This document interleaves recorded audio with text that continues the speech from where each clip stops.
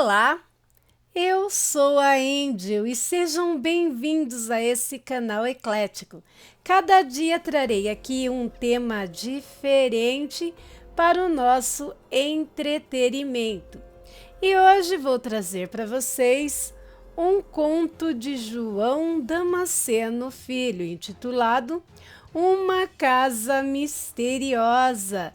Se vocês gostam desse tipo de conteúdo, se inscrevam no canal, deixem o gostei, compartilhem o vídeo, ativem as notificações do canal para sempre que eu postar algo novo você ser rapidinho notificado. Bom, recados dados, vamos à história então. No asilo, 35 anos depois. Cara, tu vai publicar essa história? Claro, dá um livro. Então, seu Aristóteles, aqui está seu cigarrinho de palha. Pode começar. Lembra? O senhor parou quando chegou no quarto. A história da casa, 35 anos antes. Voltei para o quarto e lembro que naquela noite ouvi por várias vezes a voz me chamar. Me chamava com intimidade, parecendo já me conhecer.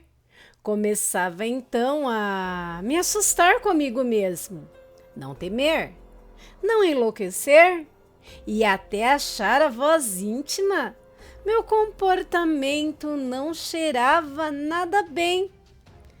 Nos 2 dias seguintes, não tive muitas oportunidades de falar com o senhor Abreu. Tive que fazer compras, ir no cartório, consultório médico e resolver coisas de banco. O senhor Abreu também não dormiu na casa os 2 dias e veio com uma história de assuntos familiares. Coincidência ou não, foram noites calmas, vendo que o quadro ainda se mantinha com a imagem da casa em construção. Resolvi ir até o velho homem matar minha curiosidade. Era um dia calmo.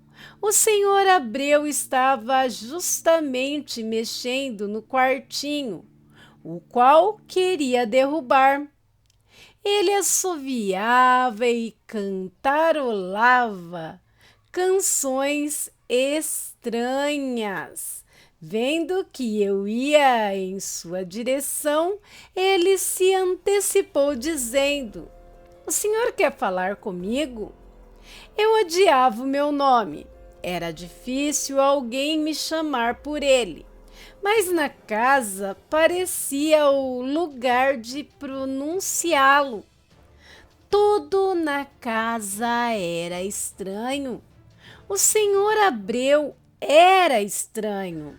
Então, achar a sua fala de antecipação dos fatos estranha seria o real estranho naquele momento. Apenas disse que sim, que queria muito falar com ele, e assim fomos para o lugar mais inspirador da casa, a varanda repleta de samambaias. Chegamos e notei que o senhor Abreu estava risonho. Parecia estar gostando daquilo.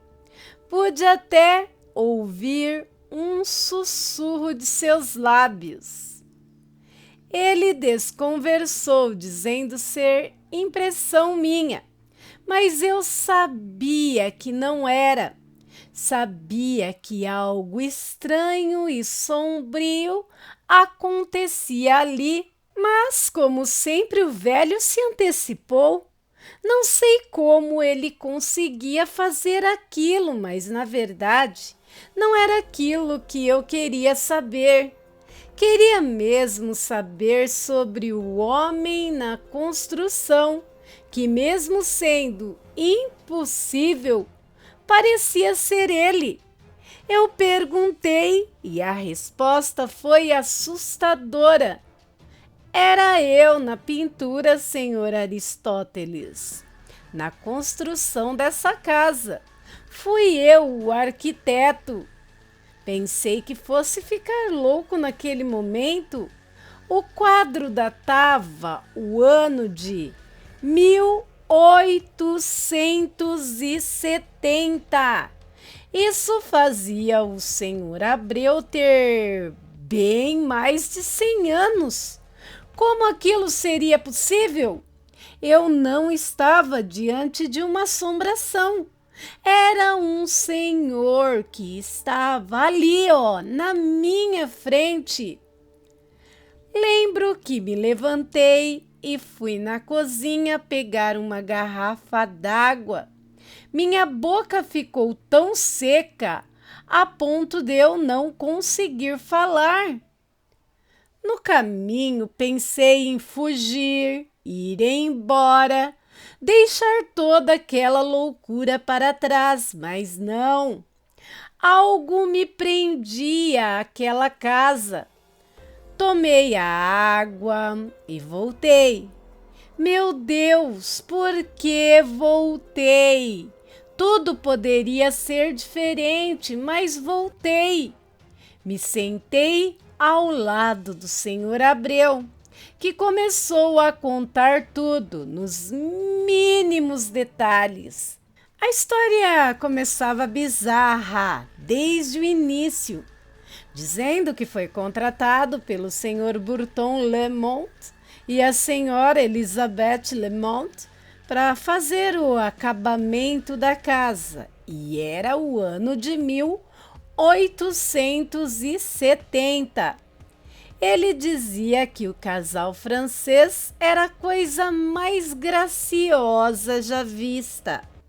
Eram generosos, eram amorosos com todos e cuidadosos com a obra da casa, que seria a morada de todo aquele amor. Tudo ia realmente bem. O senhor dizia que os tacos, os pisos, o mármore eram de excelência, mas há pouco da obra acabar, a senhora Elizabeth descobriu que o senhor Lemont atraía com sua secretária. A tristeza foi tão grande, que ela infartou. A cada palavra eu ficava cada vez mais convencido de que era tudo verdade. Era tudo muito louco, mas eu tinha plena certeza de que tudo era verdade. Ele tinha muito mais de 100 anos e estava ali, na minha frente. Ele contou que depois da morte da senhora Elizabeth, tudo começou a ficar estranho na casa. Alguns funcionários não conseguiam mais trabalhar, passavam mal, dores de cabeça, cãibras, visões turvas, e era justamente os maus funcionários que passavam por isso. Parecia que mesmo depois de morta, a senhora Elizabeth administrava tudo. No dia seguinte da missa do 7º dia dela, o esposo, o traidor, também morreu de infarte do miocárdio e depois de 17 dias a sua amante caiu, bateu a cabeça e morreu na hora. O senhor Abreu disse que ela apareceu para ele, a própria senhora Elizabeth, e perguntou se ele queria ser o guardião da casa, tocar a obra e zelar por ela. Nesse momento, ele fechou seu semblante e disse que sim. Daí então, tudo mudou. Ele sempre foi o arquiteto, jardineiro, eletricista, tudo da casa. E inexplicavelmente via as pessoas passarem pela vida dele, chegando e partindo, chegando e partindo. Me disse também que, por eu ser atraído pela casa, coisas incríveis poderiam acontecer na minha vida, desde que eu tratasse a casa com zelo, respeito e carinho. Perguntei sobre assombrações, coisas desse tipo. Disse que eu não estava acostumado com o sobrenatural. Não era um cara religioso, mas temia a Deus. Não queria nada com o lado ruim da vida, da alma, da existência. Ele olhou para baixo e disse que eu seria recompensado por morar na casa.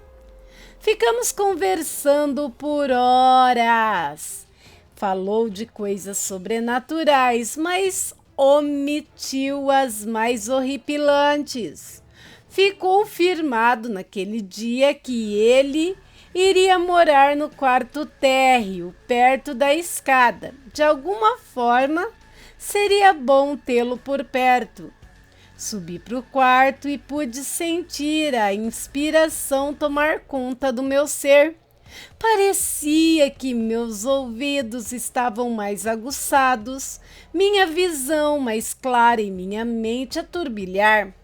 Lembro que naquela noite escrevi várias laudas. O que seria um conto já tomava corpo.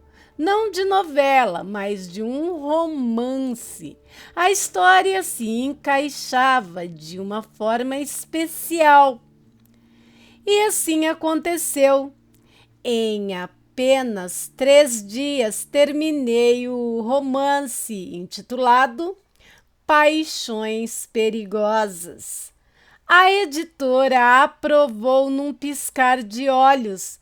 Eu podia sentir o sucesso se aproximar, mas no fundo, meu coração sabia que todas as maravilhas cobrariam o seu preço e cobraram. Claro que as coisas mudaram logo após a conversa que tive com o Sr. Abreu. Mas não existiu nenhum tipo de pacto. Na verdade, foi apenas uma conversa, nada mais que isso, uma conversa. Era sábado pela manhã quando avistei o Sr. Abreu com um rolo de arame para a manutenção do jardim. Logo ao abordar aquele astuto homem com um bom dia, já sabendo do que se tratava. Não podia negar, era evidente que as coisas melhoravam a cada dia. O sorriso no rosto dizia que ele mesmo já sabia. Só me restou confirmar o que já se mostrava. Mas há alguns dias e as coisas só iam aumentando. O romance tinha sido lançado. Participei de entrevista nas rádios e TVs locais. Tudo isso criou uma certa admiração e também a desconfiança dos vizinhos. Sempre quando ia ao supermercado, na farmácia, me cumprimentavam com um sorriso largo no rosto. Até as mulheres passaram a me dar bola. Logo eu, que nunca tive a mínima habilidade com mulheres, sempre recorria a profissionais do assunto. Apenas um vizinho que morava na esquina do quarteirão mostrou sua bronca um dia na banca de jornal. Disse que a casa desvalorizava a rua. Disse que histórias de assombrações corriam pelo bairro, aliás, pela cidade. Ele já era um antigo indignado. Na noite daquele mesmo dia, algo de muito estranho aconteceu. O insucesso com as mulheres fez com que, desde jovem, eu procurasse as profissionais do sexo, prostitutas. Mas as poucas vezes que fui, digamos, ao deleite depois de pisar naquela casa, as minhas visitas a essas moças não foram bem-sucedidas pela minha parte, pelo meu desempenho, enfim. Não foi nada bom, mas lembro que naquela noite tive uma experiência única, inimaginável. Fiz como todas as noites. Após o banho, tomei um gole de gin e revisei as últimas páginas do meu texto. Era uma noite calma, o senhor Abreu já estava no seu quarto térreo, estava tudo um completo silêncio. Minha cama ficava bem de frente a uma poltrona de estofado de couro negro. Com certeza era uma poltrona muito usada. O couro gasto e seus rasgos mostravam isso. Eu olhava para a poltrona sem desviar o meu olhar um só centímetro. Não tinha ninguém ali, mas algo me hipnotizava. Algo me forçava a olhar para aquele lugar. Era uma luta dentro de mim, mas resolvi vencer a parada, ou tentar vencer. Olhei para o outro lado forçadamente, tirei o meu olhar da poltrona e acho que acabei piorando as coisas. Olhei para a janela e lá estava ela. Estava lá, com aqueles olhos enormes. Seu tamanho era irreal. Nunca tinha visto uma coruja assim. Ficou tudo ainda mais intrigante quando olhei nos olhos da coruja.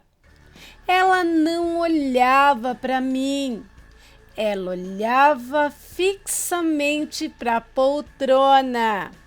Mas por quê? Não tinha ninguém ali. O olhar da coruja se levantou e foi em direção à porta. Assim como o olhar da coruja, eu também senti a presença de alguém saindo do quarto.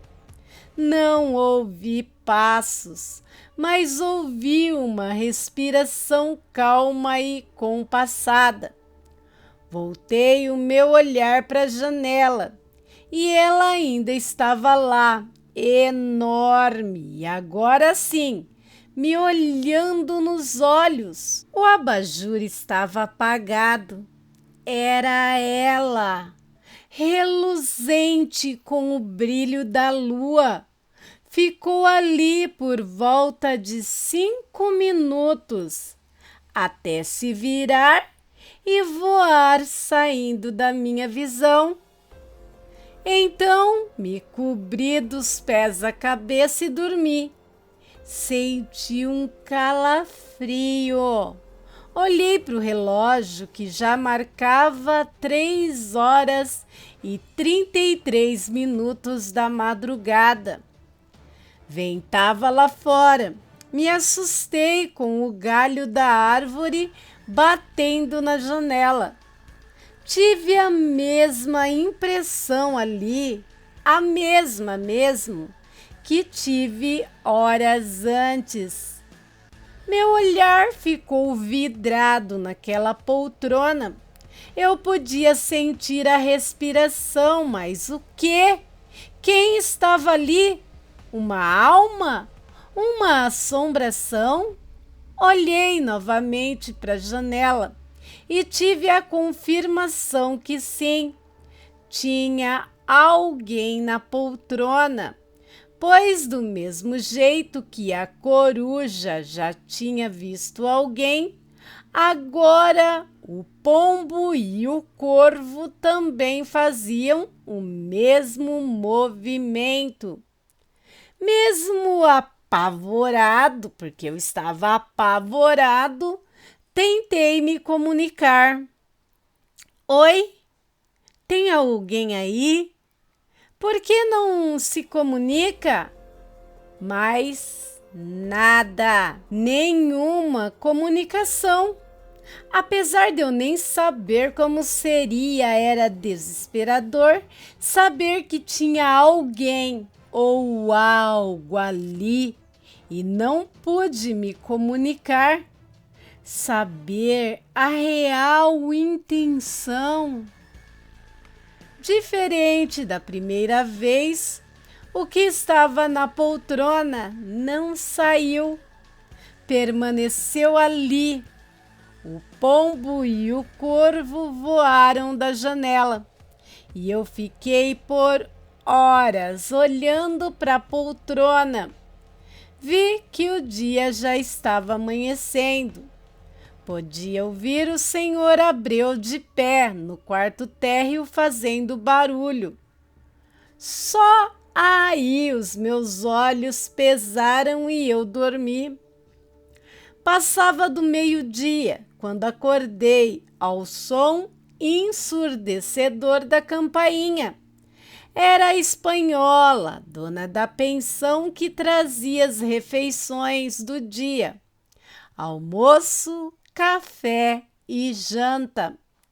A única forma de eu me alimentar, pois nenhuma cozinheira aceitou a pisar naquela casa.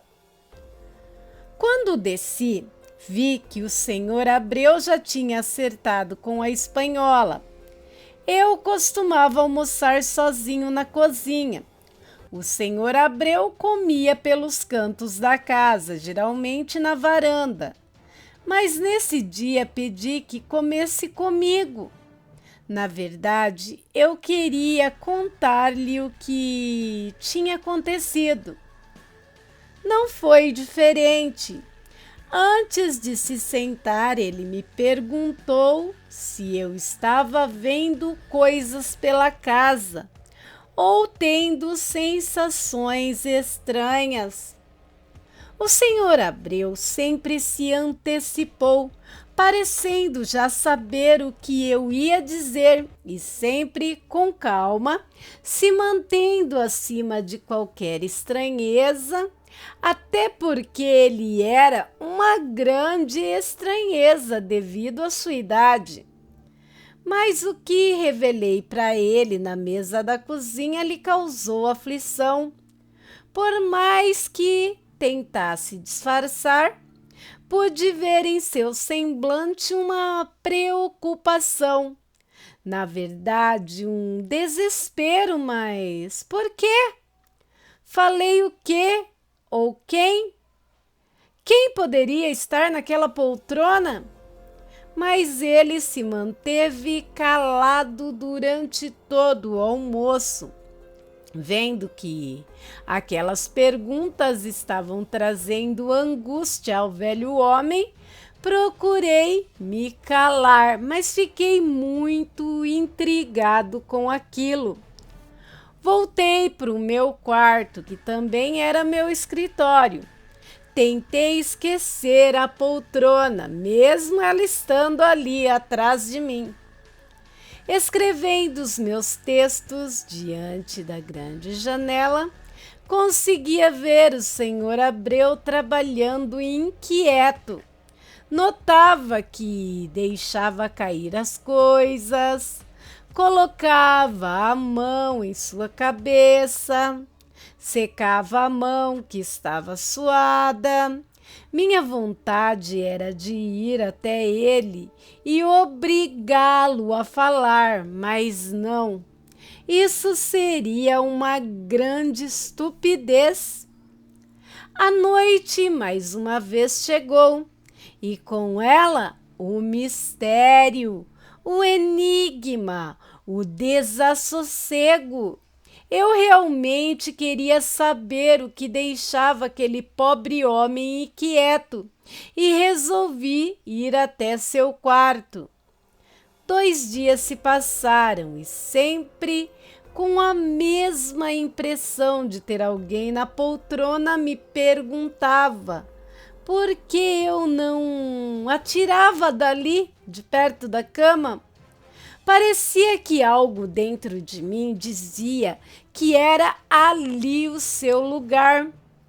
Esses 2 dias decidi não interpelar o senhor Abreu. Notei que ele estava aflito.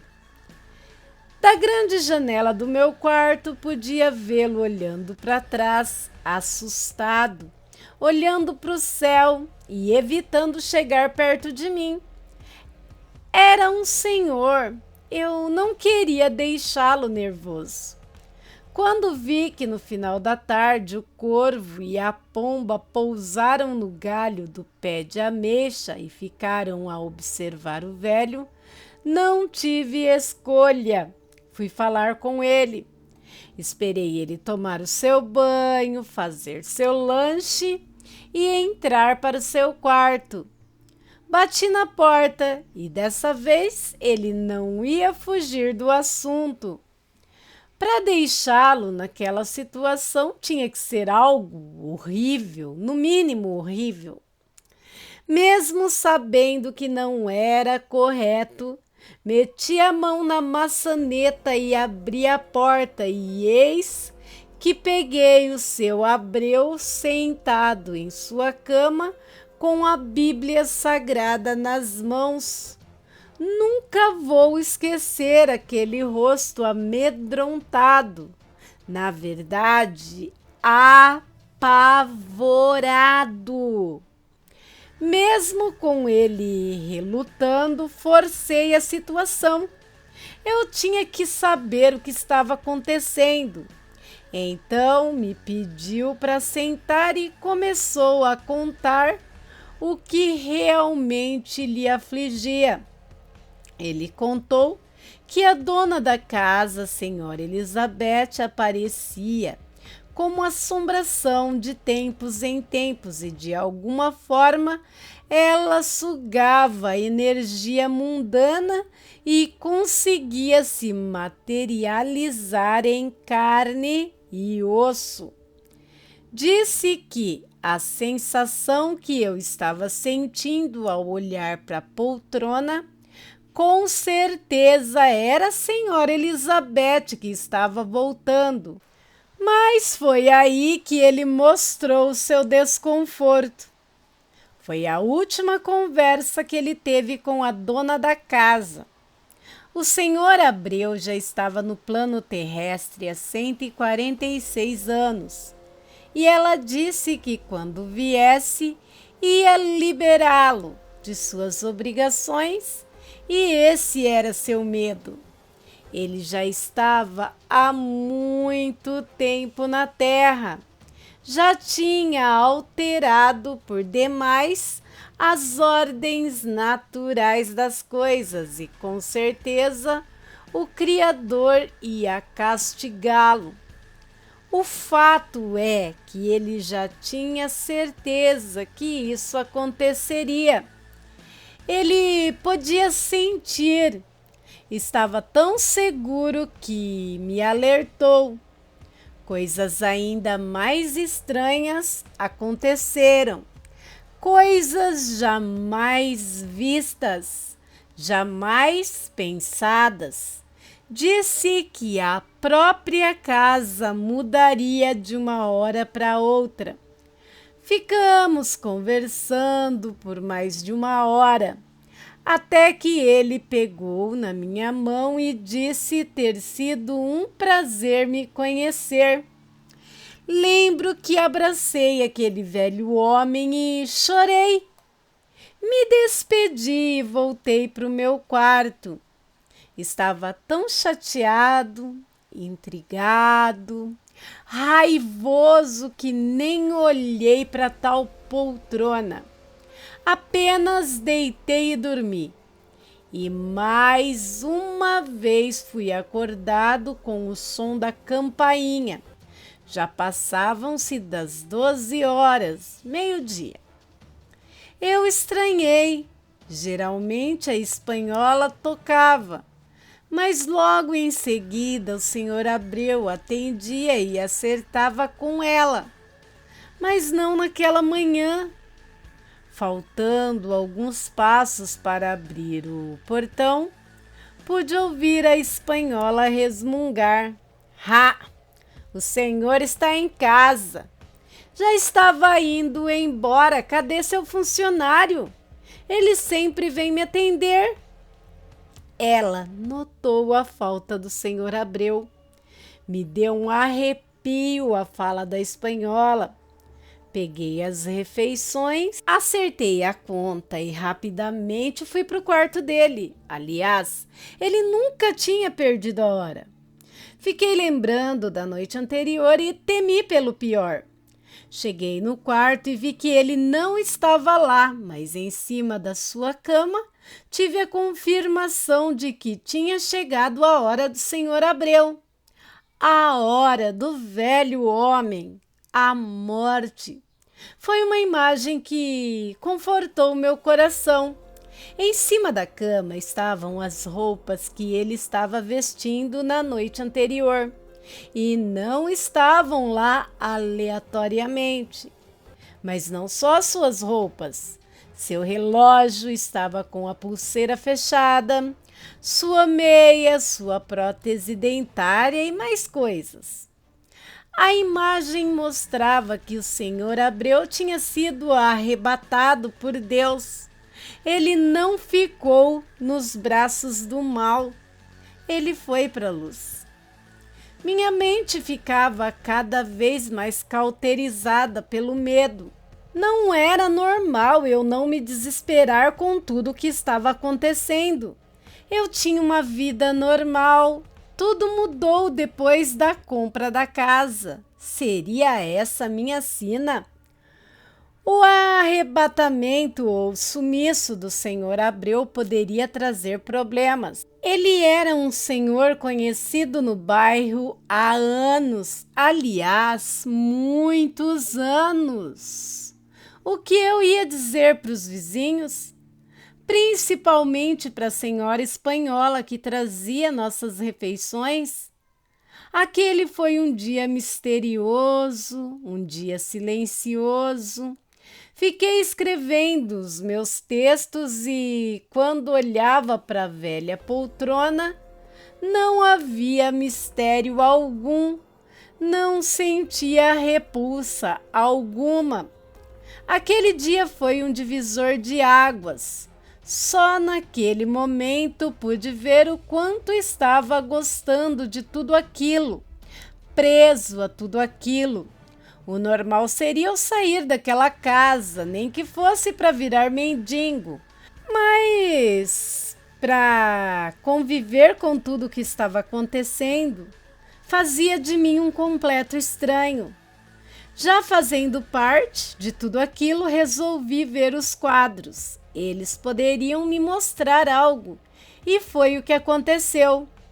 Dos 4 quadros, 3 ainda continuavam em branco, exceto o segundo, que agora estava pintado uma linda mulher, com um olhar profundo, um olhar feliz, uma pintura tão perfeita que a tal mulher parecia estar ali na minha frente. Olhando um pouco mais de perto, vi também no segundo quadro um desenho que começava a se mostrar. Eram traços primários, mas parecia ser um homem. Coincidência ou não, o surgimento da mulher no quadro coincidiu com a noite mais maluca que eu tive na casa. Lembro que já passava das 23 horas e 40 minutos. Tomei meu banho, acabei com o último dedo de gin da garrafa e estranhamente olhei para a janela. Sentindo falta, né?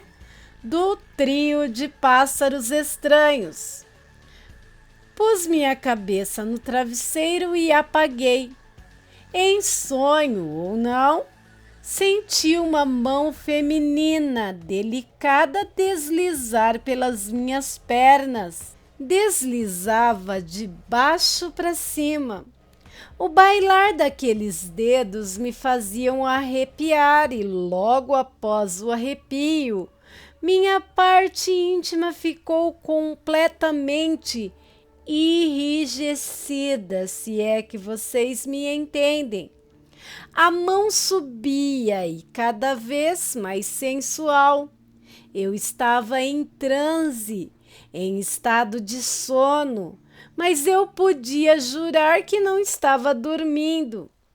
A tal mão invisível tirou minha parte íntima do pijama e foi aí que pude perceber que não se tratava apenas de uma mão.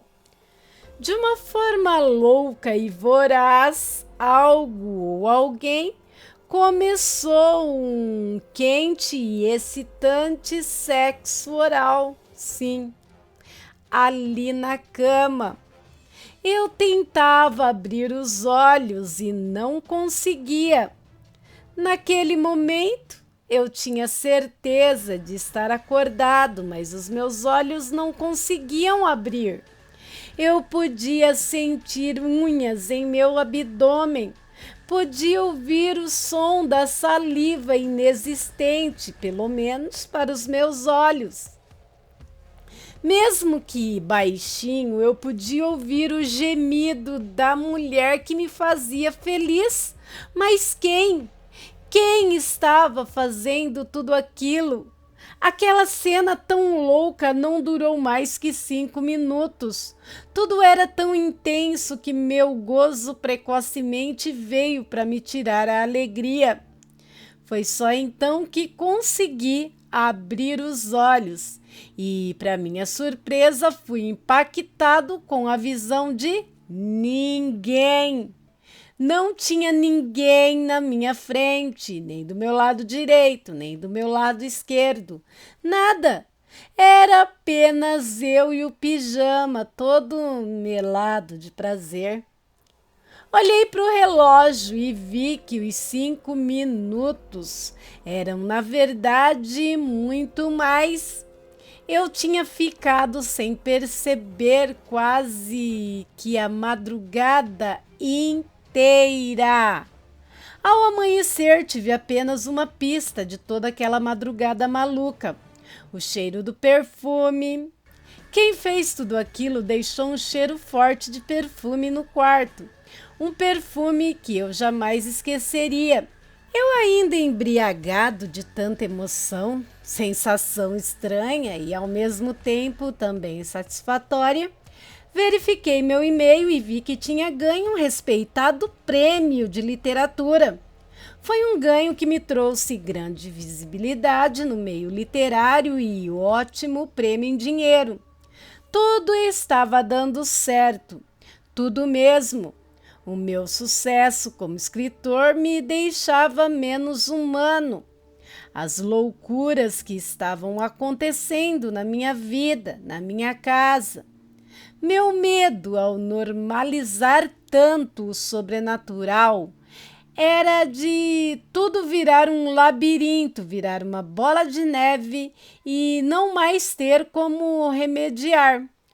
O sumiço do senhor Abreu poderia me trazer problemas, então tive que agir e foi logo o que fiz ao me levantar.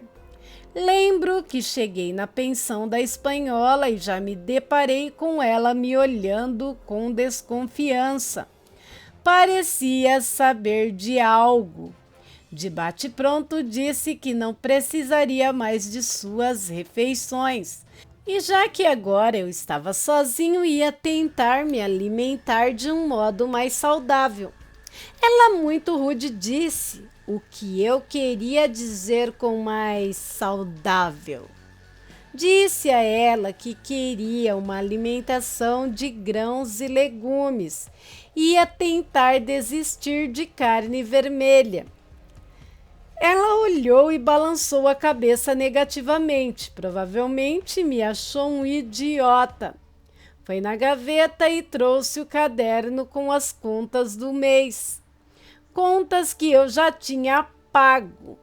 Mas como queria me livrar dela, queria ficar longe de perguntas sobre o senhor Abreu, paguei-a pela segunda vez e agradeci por tudo. A espanhola queria que eu escorregasse, queria me testar. Perguntou do senhor Abreu, achando que eu fosse dar uma outra resposta. Mas eu lembrava bem o que tinha dito a ela no dia anterior. Paguei, respondi e fui embora com passos largos. Por algum motivo queria chegar logo em casa. Eu sabia que tinha que me livrar da entrega diária da espanhola, mas não tinha pensado em um plano B para minha alimentação. Mas no caminho tive uma ideia e resolvi botar em prática. Fui para o meu escritório e imprimi, de folhas sulfites, os dizeres: precisa-se de cozinheira urgente. Ter uma cozinheira para fazer as refeições seria a melhor saída. Poderia escrever meus textos sem me preocupar com a minha alimentação. Aquele dia foi silencioso, baixo, estranho. Os quadros continuavam em branco, apenas o da estranha mulher ficava cada vez mais com as cores vivas. Eu tentava não me apavorar com tudo o que estava acontecendo. Claro, era tudo muito louco, mas eu estava adorando meu sucesso como escritor. Mesmo sabendo que até aquele sucesso repentino não poderia ser normal. Ficava cada vez mais clara a influência da casa ou de alguém naquele processo.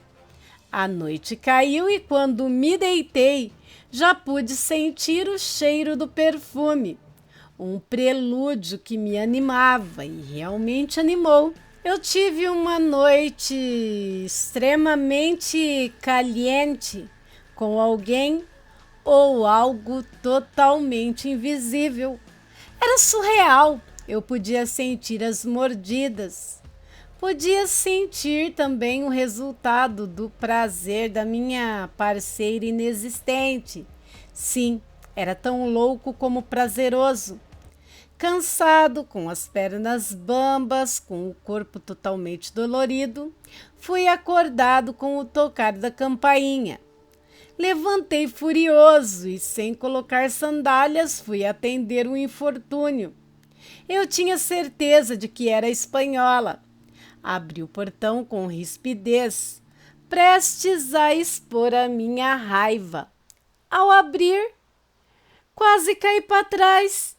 Fiquei sem voz, minhas pernas bambearam e minha visão escureceu, tudo ao mesmo tempo.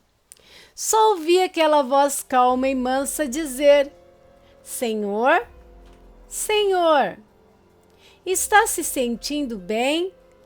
Nossa, o Senhor está pálido. Tais sensações vieram justamente pela mulher que estava na minha frente. Era ela.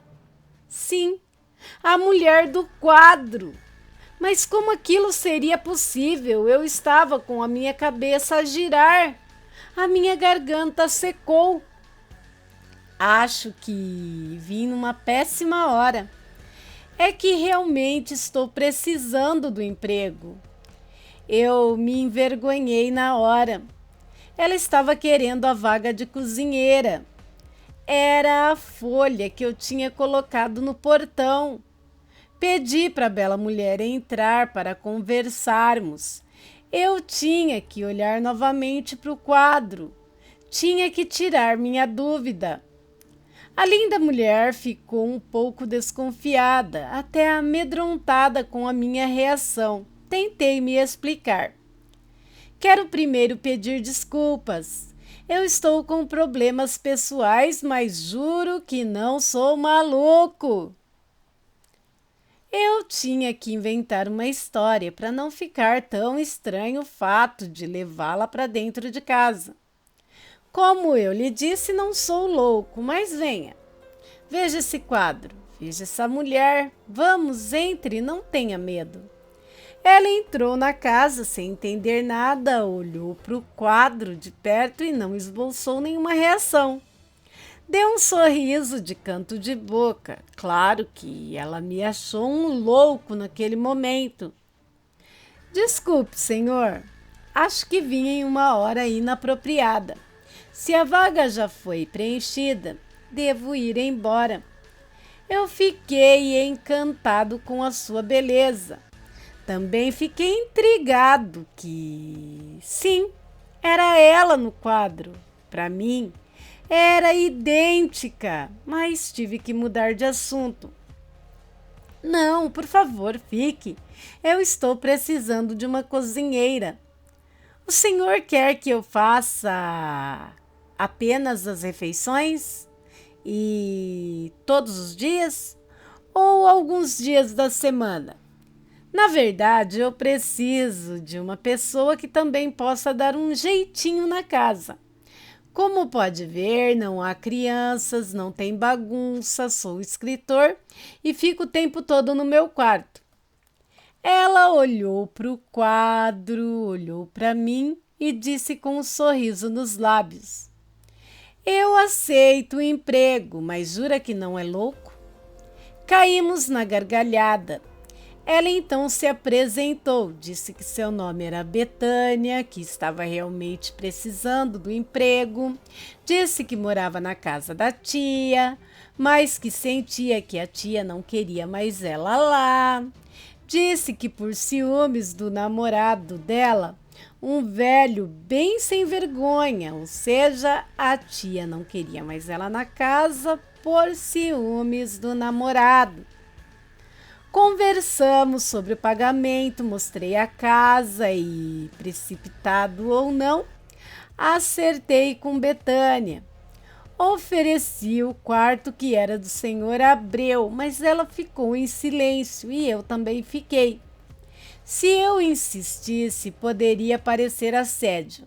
Ela parecia ser uma ótima profissional. Sem mais delongas, foi para a cozinha preparar o almoço. Passaram-se 3 dias. Betânia não era só bonita, era uma ótima cozinheira e poderia até dizer uma ótima governanta. Logo no primeiro dia, ela aceitou ficar no quarto térreo, onde antes estava o senhor Abreu. Betânia tinha alguns segredos. Achei estranho ela não voltar para falar com a tal tia. Dar uma satisfação, sabe? Também não pude fazer registro em sua carteira. Ela disse ter perdido os documentos e, de uma forma misteriosa, ela passava a não mais parecer a mulher do quadro. Seu cabelo estava mais claro, o nariz se mostrava mais fino, as bochechas não rosadas como na pintura. Naquela noite do terceiro dia, ela fez um prato especial, estrogonofe. Aquela era a primeira noite em que Betânia se permitiu jantar comigo na mesa. Desde o primeiro dia a convidei, mas ela achava não ser correto. Era estranho, ela estava de costas para o quadro que outrora parecia idêntico a ela. Ou eu estava ficando realmente louco, ou de fato ela começava a mudar realmente suas feições. O cabelo de Betânia estava ainda mais claro. Quem é a mulher que lhe acompanha todas as noites? Eu fiquei sem resposta, sim.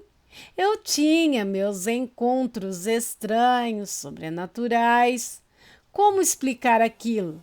O que dizer para ela? Vendo o meu silêncio, Betânia mudou de assunto, dizendo que estava adorando trabalhar na casa. Disse também que eu era um bom homem, que era generoso por ceder o quarto para sua moradia. Mas não só isso. Mostrando grande tristeza, resolveu falar um pouco de sua vida. Ela dizia que depois do falecimento de seu noivo, ela, que já não tinha seus pais, se viu em tamanha dificuldade financeira, fazendo com que sua vida não tivesse mais opções, senão ir morar com essa tia paterna. Uma tia que dizia para os quatro ventos que não gostava dela. Betânia disse que, mesmo sempre contribuindo com as despesas da casa com seus bicos, sua tia sempre implicava. Ela disse que, quando viu o meu papel no portão, não pensou duas vezes. Betânia se mostrava uma pessoa de boa índole, de bom coração. Pelo menos foi assim no início, antes do escalar de estranhezas na casa. 2 semanas se passaram. Por mais introvertida que fosse, começava a me olhar de uma forma estranha. Eu tinha certeza que eram os sons e gemidos que ela ouvia quase toda noite. Sim, eu ainda tinha meus encontros madrugada adentro. Era um domingo ensolarado e do meu quarto podia sentir o cheiro maravilhoso de carne assada que vinha da cozinha. Desci para elogiar o dote culinário e tentar uma aproximação com ela. Com certeza ela não estava compreendendo os barulhos vindo do quarto. Quando desci, a vi parada em frente aos quadros. Ao ouvir os meus passos nos últimos degraus da escada, Betânia virou seu rosto na minha direção e seus olhos estavam negros. Eu tomei um susto, pisquei forte, arregalei os meus olhos e Betânia estava normal. Normal não, apavorada. Senhor Aristóteles, o que está acontecendo nessa casa? O senhor trocou os quadros ou suas pinturas mudam sozinhas? Eu ainda estava com a visão de Betânia e seus olhos negros na mente, mas tinha que, de alguma forma, tentar explicar a loucura dos quadros. Antes que eu pudesse chegar perto do quadro, a própria Betânia me puxou bruscamente para que eu pudesse logo ver do que se tratava. E a pintura que se apresentava era medonha. Medonha e ao mesmo tempo familiar. Era a coruja, a enorme que estava sumida há algum tempo. A pintura era horrível. A coruja matando o corvo e a pomba. Era uma aquarela de sangue, tendo a coruja como a grande vilã do quadro. Eu tentei mentir, mas não deu muito certo. Nossa, calma, Betânia, não precisa ficar assim. Eu troquei os quadros, não há necessidade de tanto pavor. Mais uma vez ela me pegou pelos braços e me levou para fora de casa. Era uma enorme poça de sangue e os 2 pássaros mortos. Foi de arrepiar os cabelos. A enorme coruja negra estava lá, no último galho do pé de ameixa, olhando fixamente nos meus olhos. Era surreal. Corujas não se apresentam à luz do dia, ainda mais num dia ensolarado. Eu já tinha visto os pássaros juntos, por que ela matou a pomba e o corvo? Essa era a pergunta que eu não tinha respostas. Entramos para dentro da casa e a carne que outrora cheirava suculenta agora só era um torrão queimado. Disse a Betânia que esquecesse a carne.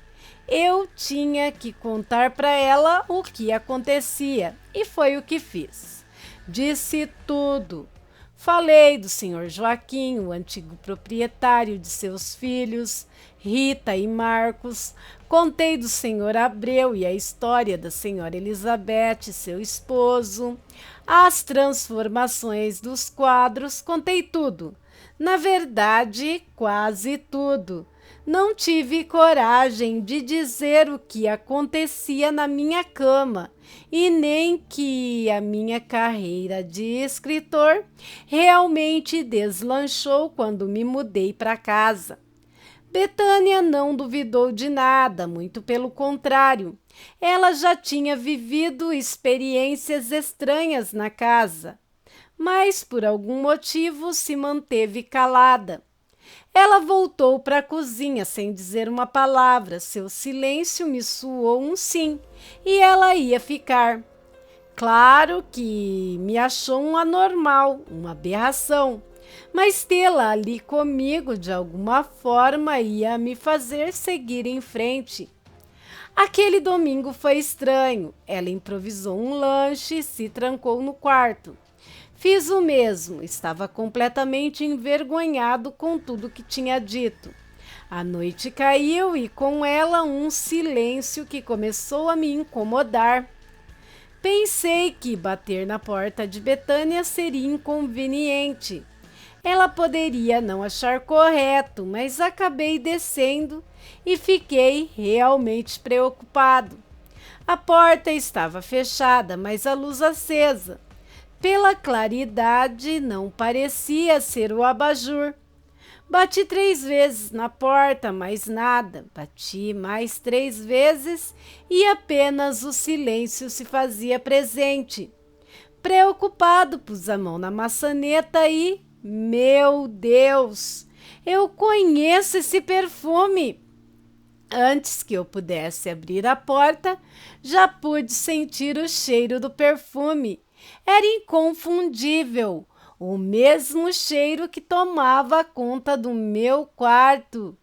Meus estranhos encontros ao cair da noite não deixavam. O cheiro do gozo, o rastro do perfume pairava no ar.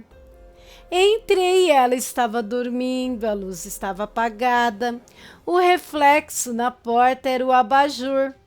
Estranhei ela não me ouvir chamar. Me aproximei para ajudá-la, mas recuei.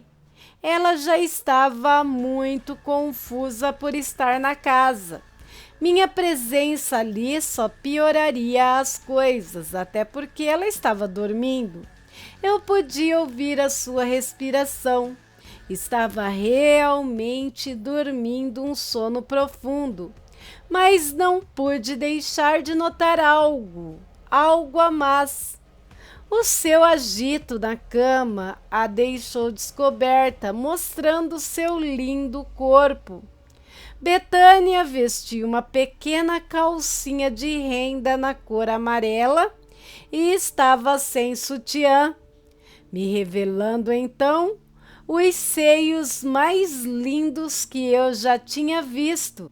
Já com as emoções se fazendo presentes dentro do meu pijama, saí bem devagar para ela não notar. Voltei para o meu quarto totalmente excitado, mas por algum motivo naquela noite minha estranha visita amorosa não veio. Acordei com o barulho do liquidificador. Ela, como sempre, já estava a preparar a minha vitamina. Eu sabia que tinha que ter as palavras certas para falar sobre a casa. Um passo em falso e eu perderia também minha funcionária ou algo mais. Passei pelos quadros que ainda mostravam a coruja viva sobre os 2 pássaros mortos. Me deu um bom dia com um sorriso cínico no rosto. Que bom! Vejo que não está mais encucada com a história que te contei ontem. Ela colocou a minha vitamina na mesa dizendo: Não, senhor Aristóteles, para falar a verdade, eu estou apavorada. Olha quem está no galho do pé de ameixa. Era a enorme coruja amuada na árvore, com os olhos enormes para dentro da casa. Aquela cena me deixou furioso. Eu aceitava toda aquela loucura da casa, claro. Colhia frutos de tudo aquilo, mas as coisas já estavam passando dos limites. Eu queria uma vida normal. E a partir daquele dia, daquele momento específico, jurei combater tudo aquilo. A casa era minha. Respeitava os antigos donos, mas agora aquela propriedade era minha. Eu escolhi tomar posse dela. Sem pensar direito, peguei uma vassoura atrás da porta da cozinha e corri em direção ao pé de ameixa. Eu estava a menos de 5 metros da coruja, mas me pareceu uma eternidade. Voltei para a cozinha com o espírito de missão cumprida. Não ia nem enterrar aquele bicho, estava tão furioso que decidi que a sua última morada seria a lata de lixo. O que você está falando, Betânia? Acabou. A coruja está morta, não precisa mais ter medo. Um infortúnio a menos. Ela chorava e tremia muito, mas só pude realmente entender o que era quando ela apontou novamente para a árvore. Era a coruja no mesmo lugar, olhando para nós. Como assim? Eu tinha dado uma vassourada na coruja, ela tinha caído morta. Como poderia ainda estar no galho da árvore? Enquanto eu ficava sem entender nada do que tinha acontecido, a diabólica coruja subiu para o topo do pé de ameixa e sumiu. Betânia, que estava apavorada, mesmo assim me preparou um copo de água com açúcar. O senhor ficou parado lá, com a vassoura na mão. O senhor levantou a vassoura, mas ficou parado numa espécie de transe. Fazia sentido, eu estava ouvindo uma voz dentro da minha cabeça. Betânia agora não tinha dúvida que eu contava a verdade. Eu estava envergonhado por não ter tido êxito com a coruja. Às 17 horas daquele domingo, Betânia me trouxe uma notícia horrível. Ela abriu a porta do meu quarto afoita e ofegante. Disse que um advogado chamado Sr. Brandão viria na terça-feira, na primeira hora. Disse que traria os papéis da casa que ainda estavam pendentes. Eu perguntei por que os filhos do Sr. Joaquim não poderiam trazer. E ela falou: se é Marcos e Rita que está falando, senhor, estão mortos. Morreram em um acidente de carro essa tarde. Meu Deus, que horrível! Foi bem na hora que estávamos tentando matar a coruja medonha. Eu fiquei chocado com a notícia. Alguma coisa me dizia que era a casa. Ao tentar matar a coruja, eu tinha causado alguma coisa reversa, alguma coisa horrível. Ainda atordoado com a repentina morte dos irmãos, vi que minhas anotações para o meu próximo conto tinham sumido. Eram importantíssimas aquelas anotações. Eu tinha que mostrar para o meu agente no dia seguinte. Naquela noite, nem o meu encontro misterioso de todas as madrugadas me visitou. No dia seguinte, Antes que eu pudesse ligar para o meu agente, ele mesmo se antecipou, ligando e trazendo uma horrível notícia.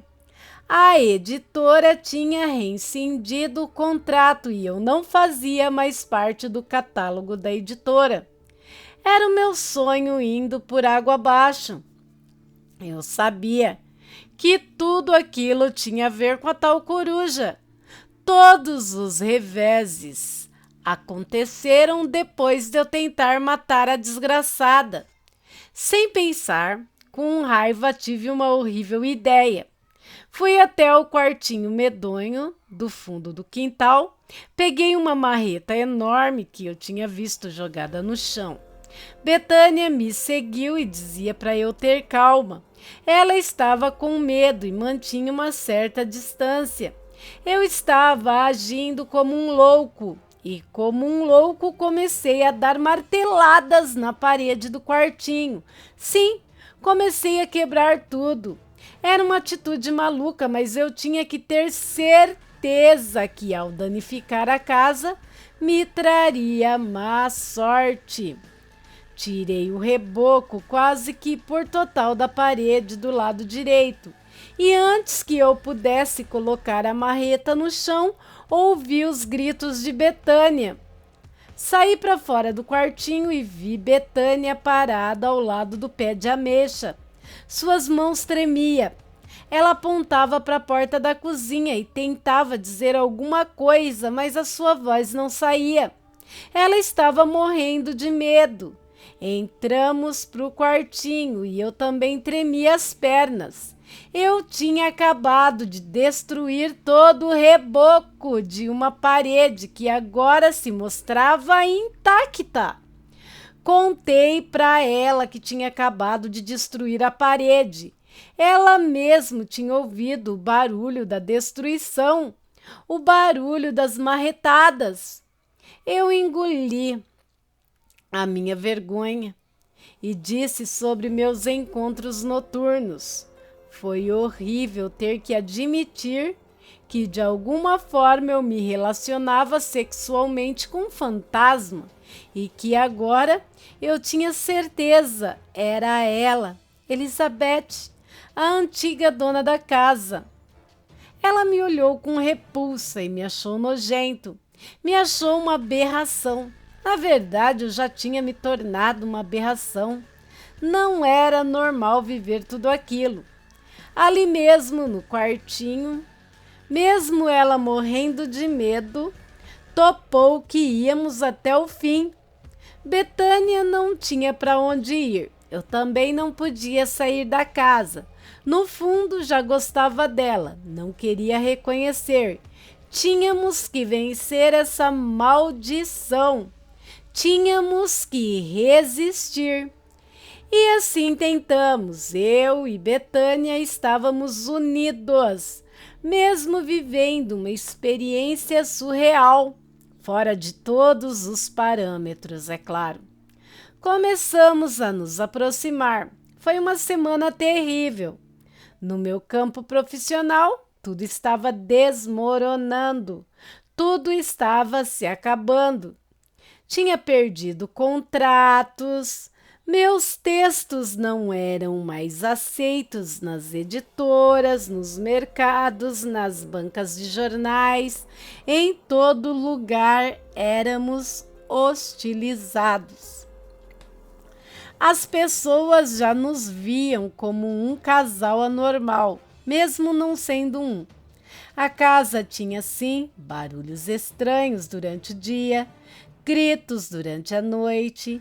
As estranhezas chegaram ao ponto de viaturas policiais irem à casa, mas não tinha nada de errado. Uma coisa boa era eu não ter mais encontros estranhos. Eu quase pulei de alegria. Eu estava cada vez mais atraído por Betânia. Eu nunca fui bom com as mulheres. Eu era tímido, desajeitado. Tentei não mostrar minha intuição de que não seria uma noite calma. Pela segunda vez, eu sentia o cheiro do perfume misterioso. E os quadros, que já estavam brancos, mais traços começavam a aparecer, e isso era um péssimo sinal. Sempre que pinturas apareciam, coisas horríveis também aconteciam. Pegamos os lençóis e subimos para o meu quarto. Então eu começava a não ter tato com as mulheres, né? Foi de bate-pronto deitar no chão e ceder à cama. Eu era muito tímido, mas que bom que Betânia era muito mais desenvolta. Logo no começo eu me senti desconfortável ou adorando o não conforto. Ver aquela linda mulher já de roupa de dormir na minha frente já me causava grande frisson. Nos deitamos e a noite estava muito fria. Era uma noite silenciosa. Eu só lembro que olhei em seu rosto. Ela sorria. Um calor tomou conta de mim. Eu me aproximei para beijá-la quando ela gritou. No asilo, 35 anos depois. Daí eu não me lembro de mais nada. Podemos acabar por aqui? Estou exausto. Claro que sim, senhor Aristóteles. Ficou ótimo. É muito triste, na verdade. Ele e a senhora Gil foram encontrados aqui, nessa casa, pela vizinhança há 35 anos atrás. Só os dois. Aqui? Cara, essa história é maluca. Ela aconteceu aqui, no asilo. É, cara, dá para acreditar? Minha amada Gil, onde ela está? O espírito mau de Elizabeth vive nela.